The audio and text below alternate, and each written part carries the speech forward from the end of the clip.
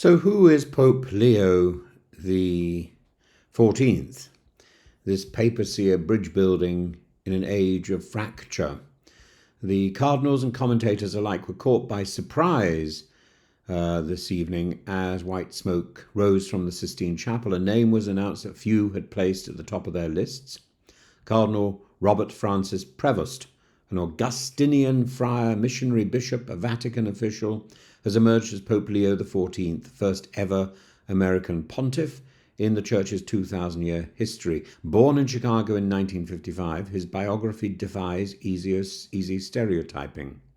Though American by birth, Peruvian by naturalization, he spent most of his life abroad, ministering in Latin America, leading the global Augustinian order, and most recently serving in one of the Vatican's most powerful roles, the prefect of the dicastery for bishops. And under Pope Francis, he helped shape the future episcopate, advancing reforms to include women in bishop selection processes, an unprecedented shift in the Church's internal governance.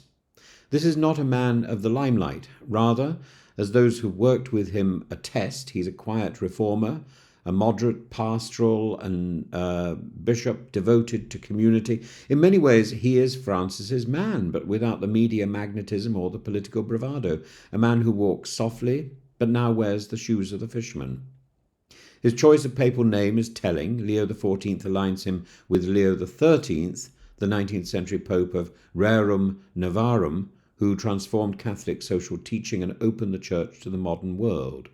It also harks back to Leo the Great, the 5th century pontiff, famed for diplomacy and doctrinal clarity. In short, this is not the name of a placeholder pope, but of one who sees himself called to stabilize and to speak with moral seriousness in times of profound disruption. As one Vatican historian has now put it, the name Leo suggests strength in crisis, and make no mistake, crisis there is. This conclave came in the shadow of war in Ukraine and Gaza and rising tensions between India and Pakistan, and the Church is too bruised by division, by the enduring legacy of abuse scandals, and by the unfinished business of Pope Francis's reform project, the Synod on Synodality. Leo inherits a church that is at once global and fragmented, vibrant in the global south, but hemorrhaging in Europe. It's no surprise then that the cardinals wanted unity. That Leo was elected so swiftly on the second day in the afternoon, that suggests a rare degree of consensus, and it may also reflect a shrewd calculation. Here is a man who has lived the Latin American pastoral experience and the Roman curial reality. He's both local and universal. He's both pastoral and bureaucratic.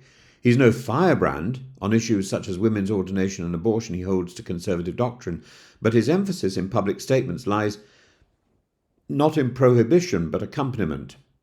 His is a church of fraternity, not fear. On LGBTQ plus matters, he's been more reserved than Francis, yet one must distinguish between tone and trajectory. He's cautious, not combative, perhaps more inclined to pastoral prudence than public pronouncement. What is clearer is his alignment with Francis on ecology and the poor. His criticism of unchecked technological development echoes Laudato Si, and his long ministry life in Peru anchors him in the lived experience of the marginalized. This is not a pope of theory, but of encounter.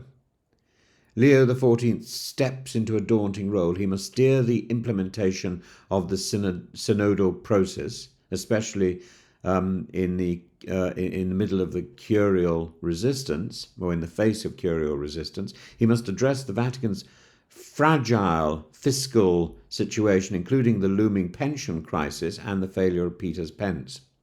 He must continue the reform of clergy formation and episcopal accountability. He must decide how and whether to meet the theological and political minefield of ongoing global conflicts. And inevitably, he will be asked to speak to the great cultural questions of our time, from migration to gender, from nationalism to artificial intelligence. And yet, Leo's first words from the loggia were neither doctrinal nor divisive. "Peace be with you all," he said.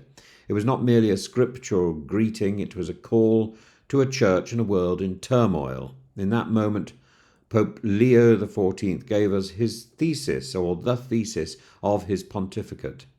It's not one of rupture or retreat, it's one of peace, of building bridges, of walking together. Much will be demanded of him, but perhaps in a fragmented world, the Church needs not another celebrity pope, not a theological warrior, but a shepherd who begins, like Augustine did himself, not with judgment, but with love.